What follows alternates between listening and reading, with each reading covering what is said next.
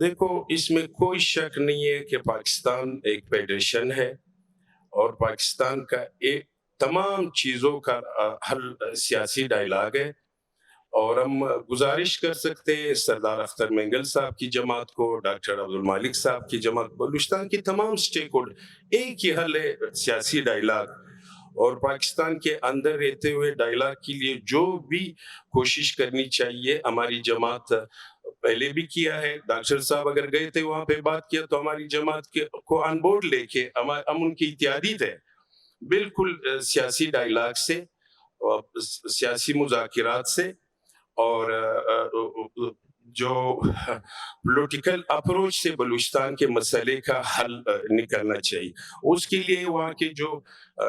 اس میں بھی کوئی شک نہیں ہے، بلوچستان کی سیاست میں وہاں کے nationalist as a stake holder ہے، اس میں کوئی شک نہیں، اس میں کوئی دو رائے نہیں ہے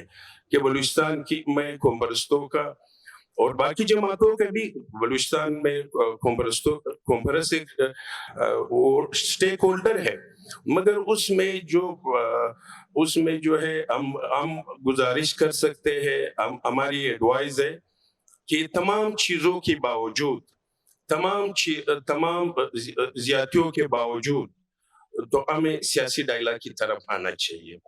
اور یہ بھی قومی پارٹیوں کا فرض ہے، ہماری جماعت کا، بڑی جماعتوں کا، سب کا یہ فرض ہے، ان کو کوشش کرنا چاہیے، کوشش کیا بھی ہوگا کہ قوم پرست جماعتوں کو سیاسی ڈائلاگ کے میں، مگر اس میں یہ ہے کہ اس کے لیے کون سا وہ اپروچ ہے، کن نکات میں مذاکرات ہو سکتے ہیں، مگر گزارش یہ ہے کہ اس کے لیے سب کو اپنے اپنے موقف میں نرمی لانا چاہیے، اور پیچھے کی باتوں کو ڈسکس ضرور کرے، مگر فیوچر کے بارے میں اس کے لیے کوئی ٹھوس عمل اختیار کرنا چاہیے۔ مگر اس کے لیے یہ بھی ایک حقیقت ہے، ڈاکٹر صاحب کو بھی پتا ہے، سردار اختر صاحب کو بھی پتا ہے، کہ اگر 2018 کے الیکشن پہ سوالات ہے،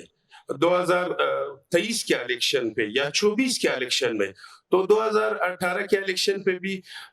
لوگوں کو اعتراض ہے، جس میں بلوچستان کی سب سے بڑی پارٹی باپ کے بعد ڈاکٹر صاحب کی پارٹی آئی۔ ڈاکٹر صاحب کی پارٹی اکثریت میں تھی، صوبائی اسمبلی میں بھی، اور بہت بڑی میجارٹی کے ساتھ سردار صاحب کی پارٹی 2018 کے الیکشن میں تھی۔ تو آگے بڑھنا چاہیے، اس کے لیے سہولت اپنی موقف میں نرمی لاتے ہوئے، کیونکہ میرا خمیر میرے اس صوبے سے ہے، سیاست سے بالا تر، تو میری صوبے میں جب امن ہوگا، خوشحالی ہوگی، ترقی ہوگی، تبھی معاملات چلیں گے۔ اور بلوچستان اس ٹائم سینٹرل ایشیا کا ایک کوریڈور ہے، وہاں تو بہت ضروری ہے، مگر اس میں آخری بات یہ ہے کہ وہاں کے جو سٹیک ہولڈر ہے،